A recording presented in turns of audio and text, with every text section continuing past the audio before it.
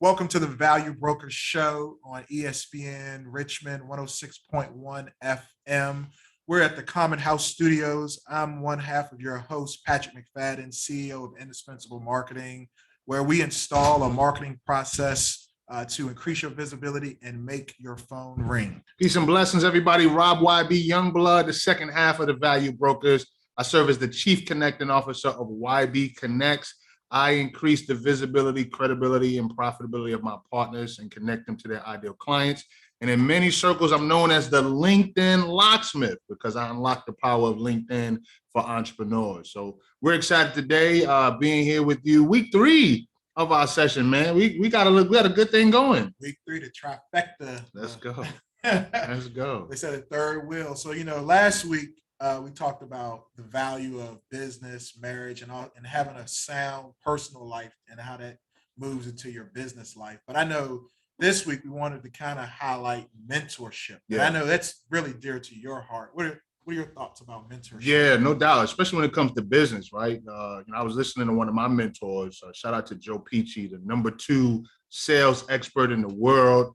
And one of the things that he talked about was this importance of having a mentor.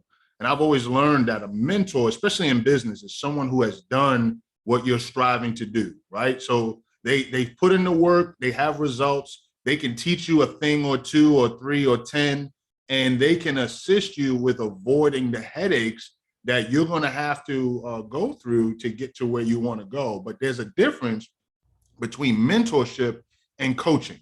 And I think it's important to have both. Would you agree? Yeah. Actually, you bring that distinction up, mentorship versus coaching. Mm-hmm. And so actually, when you were talking to it, made me think about not only that distinction, but the multiple ways of mentorship, mm-hmm. which I think gets overlooked. Most people think sometimes you have to have the one-on-one, but the internet has changed the game for mentorship because really what you talked about is somebody that has made the mistakes, overcome obstacles, and has insight and information that could be a compass almost, right? You still have to choose your direction, but they could be like a compass. Yeah. And it makes me think about how now people can produce videos to share their mistakes, obstacles, their successes. Yeah. And so people can mentor you through books, videos, blogs. Yeah. There's so many ways now, one-on-one still, that traditional route of mentorship that I think that even gets overlooked. But they call them virtual mentors, right? So you may not know them personally, but because they put out a body of work that speaks to results that they've obtained, you can then gravitate to that, pull that in and leverage that so that it can assist you in various areas of your life. Now, keep in mind, we're focused on business. Our slant is business. But you can get a mentor for every aspect of your life. Last week we talked about marriage relationships. So you can get a mentor in terms of marriages, like relationship mentor. You can get a home buying mentor. Like we got one of the best mentors in RVA and Mike King. You know what I'm saying? Mike is our mentor and coach, helping us through this process of being on the radio and being radio personalities. But, I think it's important that the reason why you get a mentor is because it will ensure that you have the blueprint so that you can reach the level of success that you want to reach without missing the mark, if that makes sense. You know what I'm saying? Like so, for example, if you and I were going to take a road trip to, let's say, California, we was going to drive cross country without a map. Like how long do you think it would take for us to get there? I'm talking about no GPS, no map. We just jump on a road and we just say, we're going to drive west. How long do you think it's going to take for us to get to 10 times longer than what it would if we had somebody that's a mentor or somebody who's been there, right? Yeah. So if we say we want to go to Albuquerque, right? We say, okay, well, we at least know that Albuquerque is west of Richmond, Virginia. So we're just going to jump on 64 West and keep going until we get to Albuquerque. Now, what's the likelihood that we're going to get to Albuquerque? you feel what I'm saying? And so the important thing, and I want to relate it to how you can put this in a business terms, is that you want to leverage what I call the 5 keys to becoming successful, wealthy, and rich, right? I taught this to a group of students at Virginia Union recently. I've been teaching it all pretty much since I've been a speaker. And there's 5 keys. The first key is that you have to decide what you want. right? In our case, if we want to go to Albuquerque, that's what we want to do, right? So we have to decide what we want. The second thing is we want to find a mentor, right? Or find someone who has done what you're striving to do. It makes no sense for us to pick up the phone and call people that have never been to Albuquerque and say, hey, can you tell us how to get to Albuquerque? Yep. And if we listen to them, we're just as foolish as they are for giving us the information. So the second key to becoming successful, wealthy, and rich is finding a mentor. The third key is develop a game plan, right? So when you get down with that mentor, you're going to get a game plan on how to get to what it is that you said that you want, right? Then number 4 is you have to execute. So whatever it is that mentor has told you to do, you got to execute on it. Yeah. Imagine getting advice from Mike King on how to do a successful radio show, and we go a total opposite because we like, oh man, listen, we in marketing. He don't know what he talking about. We're going to do it this way. And then our joint flop, right? So we got to execute on the game plan. But then the last part, which is actually the most important part, is we want to believe in ourselves. Like we need to believe that what it is that you're striving to do is going to manifest. So as we're driving, we don't need to second guess the person who said, hey, once you reach this city, even though you're going to be driving west, you need to head south. Then you need to head this way. You need to follow the instructions to a T, believe in the instructions, and you'll get to your destination. What are your thoughts on that? I'm curious too, because you had mentioned something earlier I don't want us to overlook. Yeah. How do you decide whether you need mentorship or coaching? I love it. So we talk about Eric Thomas all the time in the show, Dr. Eric Thomas. Shout out to E.T. the Hip Hop Preacher. If you don't know who he is, follow him on Instagram, E.T. the Hip Hop Preacher. We bringing him to Richmond. That's a done deal. One of E.T.'s guys is a guy by the name of C.J. Quinney. And I actually asked C.J. this question. C.J. is the president of E.T.'s company. And I asked him, I said, what's the difference between a coach and a mentor? And he said, kids get mentors, adults get coaches. Now, that kind of smacked me in my face because I'm like, hold up, bro, you trying to play me because I got mentors? You trying to say I'm a kid? And that's not what he was saying. What he was saying was, when you are ready to invest in yourself, you need to get a coach. Because a coach is someone you invest in that is going to stretch you beyond your limits, but they are not giving that value away for free. Gotcha. If you want somebody, so for example, we rocking with Mike, Mike's gonna give us value, but hey, it pay to play. Mike is our coach, right? Yeah. But we may find somebody that takes an interest in us and they decide to take us under their wing. You feel what I'm saying? So for example, I see you as a mentor. You know what I'm saying? Like we've been rocking for a while. I've never asked you to be my mentor, but every time we get together, I learn something from you. You guide me, you give me information. So a mentor is someone who will take you under their wing. They're not going to charge you, right? They're going to show you love. They're going to give you information. They're going to love you between your toes and help you to get to your next destination. A coach is someone you seek out, you invest in them, and you're expecting to get a return on your investment based on what they are coaching you on. Okay. And that's what I learned, and that's what I convey to folks. So it's almost you're paying for expected return. Absolutely. It's almost like that saying in marketing where we say, if it's free, you're the product. If you pay for it, then you're the customer. Come on, I love it. Say that again, man. Drop that again. So in marketing, we often say when it's free, you're the product. But when you pay for it, you're the customer. And it changes the dynamic of the relationship. That's right. Because now there's been exchange of goods and services for some type of monetary. That's right. So, okay, no, that makes sense to me. That's actually pretty good. And the reality is that more people, especially in business, need coaches than ever, because the headache that it takes for you to figure out what you're doing wrong is going to cost you way more money than investing in someone who can teach you from their mistakes, right? So there's two ways to learn: from your mistakes or from the mistakes of others. And the challenge for most people is they're like, oh, I don't have no money for that. Okay, cool. You may not have any money for that now, but you go 5, 6, 7 years and then figure out that there were people out there that could have told you how to avoid the issues that you was going to go through in those 5 to 6 years. And you're going to say, I wish I would have had a V8. You know what I'm saying? You're going to say, man, I done bumped my head. That's true. And then I think you were asking about my thoughts on the mentorship. Mm-hmm. So I have one little take on it that may bring a twist, but Mm-hmm. I believe mentorship, obviously the internet allows things to scale Mm-hmm. because now you can reach more people at one time doing one thing, right? Yeah. So you could have 30, 50, 100 people in a setting where you're mentoring in a group setting. But I'd still think mentorship is harder to scale, and that most people are probably better off becoming a hero. Mm. And what I mean by that is most of us have superheroes that we like: Superman, Wonder Woman, Batman, Spider-Man, right? And but the funny thing is, none of us has ever met them in life. Right. But we know how they think. Mm-hmm. We know how they would approach a situation. Mm-hmm. So if I said, how would Spider-Man approach a villain versus Batman? You could tell me. Mm-hmm. How would they approach this problem? And think through it. Heroes, that the ability to be a hero means you could touch so many more people. Mm-hmm. And that's what I think the internet does bring that in when you talked about the virtual, where Yeah.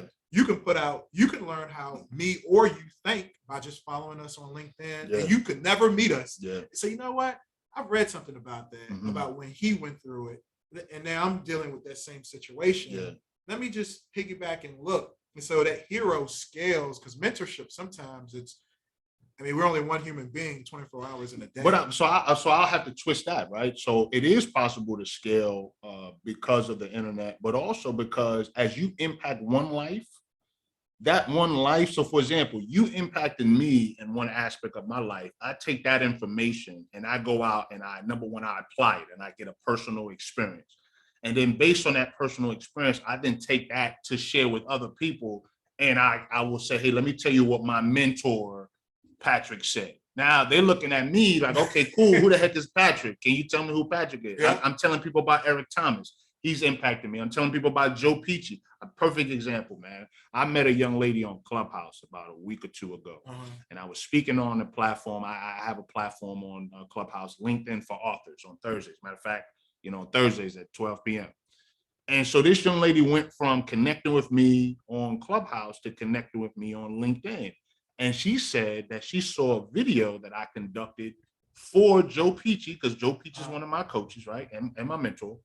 And she said, I heard about this guy. I saw a video. I know you. I don't really know him, but he reached out to me. What are your thoughts? And I said, what's your phone number? Right. Matter of fact, I gave her my number. I said, call me today. Why? Because I had no issue with telling her my experience with Joe Peachy. Right. Joe Peachy is my sales coach. He's helped me level up my mentality. And she ended up rocking with Joe as a result of my recommendation. So, I say that because you can scale mentorship and coaching. You just have to have the right system. You're listening to the Value Brokers here on ESPN 106.1 FM. And listen, we are excited about the amount of visibility, credibility, and profitability that we want to bring business owners in the Central Virginia area. So if you like to connect with us and get your visibility on, make sure you follow us on LinkedIn and learn more about the Value Brokers. Yeah, no, I think that was a good point about having the right system for mentorship. Because I know so many people that one-on-one, you can only scale it so much, but the internet creates that, like you talked about. Hey, I'm now sharing my insights, challenges, and now you're able to tell other people. And as your great point was, the video that scaled it. Yeah. Right. So you took one in-person interaction. I think it was in person. Was it in person? No, you're talking about with regards to the young lady? Yeah. When she said she saw a video with you. Yeah. So I did a video. I did a video. Matter of fact, it was a podcast. You know what I'm saying? I was on his podcast and she saw that. And then she was like, well, let me, but the fact was, because of the relationship that Joe and I had, he put me in a position to increase my visibility. And because of how he's coached me, I'm now able to put that back on him. And so what's the point for those of you who are listening, right? If you're an entrepreneur, you're a business owner, you might be struggling right now with something in your business, right? You might be dealing with a specific situation, whether it's an employee situation, because a lot of companies now, they're struggling. Yeah. Folks don't want to go to work, man. They don't want to go to work. restaurants now in certain parts of the country, like you got to make sure you have your Vax card. You know what I'm saying? Like there's going to be a lot of issues. And so to overcome that challenge, the key, in my opinion, and I could be wrong. I mean, y'all hit us up, man. Well, we might bring a call in. We might bring a call-in component. So if y'all want that, hit us up. Hit up Mike King and tell Mike King that you want us to do a call-in component. But here's the reality. I might be wrong, but the best time to get a coach is the first time you realize you have a problem. You know what I'm saying? Like the first time you realize you have an issue, you're not hitting your mark financially, you need a financial coach. You find out your relationship is having some issues, you need a relationship coach. You find out that your phone ain't ringing off the hook, you need Patrick Mcfadden. I'm putting it out there. Your phone ain't ringing, people ain't calling you, you need Patrick Mcfadden, right? With Indispensable Marketing, right? So shameless plug on that. But the reality is that the reason why you need that is because they can assess your situation based on their experience, and they can offer you some insight and put you in a position to get your problem solved. Now, Patrick, I need you to tell them what to beware of when it comes to coaches. Because we talked about this all the time. Folks read one book and now they're a coach. Let's talk about that a little bit. Let's talk about the downside to coaching and mentoring. I think it starts with what you just talked about. I've always lived by this saying of get advice before you get help. Break that down for us. So a lot of times people go out saying, I want to do X. I'll just break it down to the marketing world. Most people go out and say, I want to get a website. I want to start posting on social media. I want to send out these email campaigns. And like you want to do all that stuff. So you seek help, but you don't seek advice and what's the best way to go about getting those things done. So isn't help and advice, wouldn't that be the same thing? Or no. Okay, break it down. So in my opinion, usually advice comes from a strategist where you're seeking information that allows you to make a good decision. Okay. Help is implementation. The execution part. Correct. Got it. So walking that person through the process. So let me make sure I'm clear what you're saying, and other people might be thinking the same thing. So if I seek advice, is just the bullet points. Yeah. But the help is the execution of point 1, correct. point 2. I mean, point 3, point 4. Okay, got it. And most people, especially in the marketing world, they go build a website without getting advice first on who's your customer, what problems you're really solving. So the behind the scenes type stuff. The advice, yeah. So you need advice to determine what type of help you need. Yeah. And so and that word is common for business owners to say, I just want somebody to build my site, but for who? Who are you trying to attract? What problems do you solve?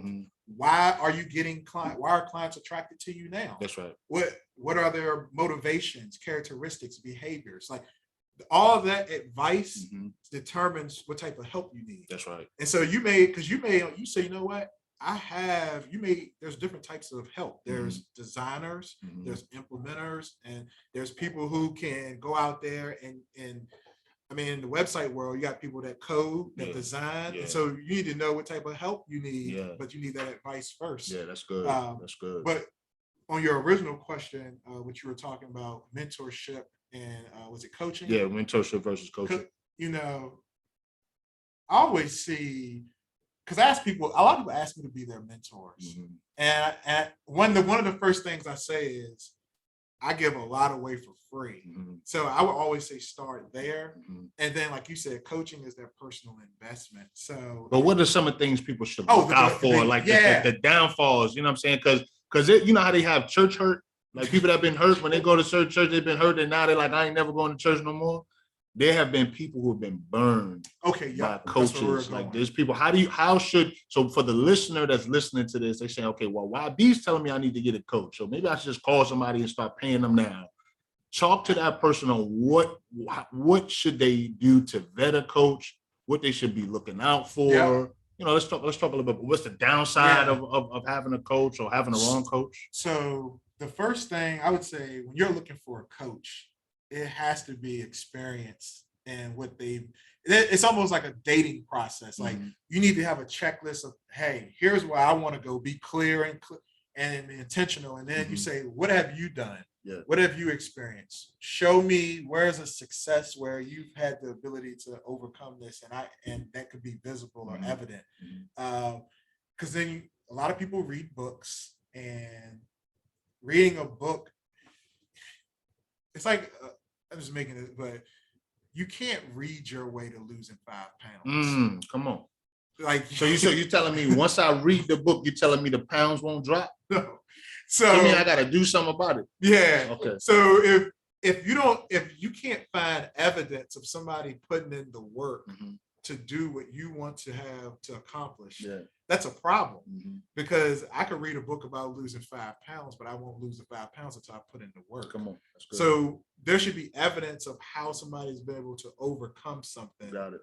To me, that's the biggest indicator. But then I always think about, how do you know the person first? How do you know that you're coachable and the person that's coaching you has the skill sets to actually be a coach and facilitate and walk you through? Yeah. So maybe there need to be many engagements or points of interactions where you can sample, how do you kind of help me move or overcome a small challenge or something in a narrow way, where you can sample that experience. Yeah, I call it receipts, man. They got receipts. They got receipts. I tell people all the time, man, you have to check the fruit on the tree. If the person don't have no fruit on the tree, you might not want to, might want to sit under that tree. You know what I mean? So that's good. What else? I would say, I mean, when I even look for coaches for myself, to me, it's, having the experience. I would say receipts, being able to share past success stories. And they need to have a process. Like, how do they vet you that you're a good client for them? If they can't tell you what makes you a good client for them, then I think that becomes an issue. One thing that I always recommend people look out for when it comes to coaching is, does the coach that you're looking at, do they have a coach? Right? It's like a lot of folks out there, they want to coach people, but they hadn't put no money down to get any coaching for themselves. But they expect people to pay them the big money, man. You know what I'm saying? Like, they like, okay, I want you to pay for this $5,000 product. Say, okay, cool, man. Who's your coach? I don't have a coach. Okay, I think I'm gonna go the opposite way. You know what I'm saying? So I think another thing to vet people on is to identify who their coach is,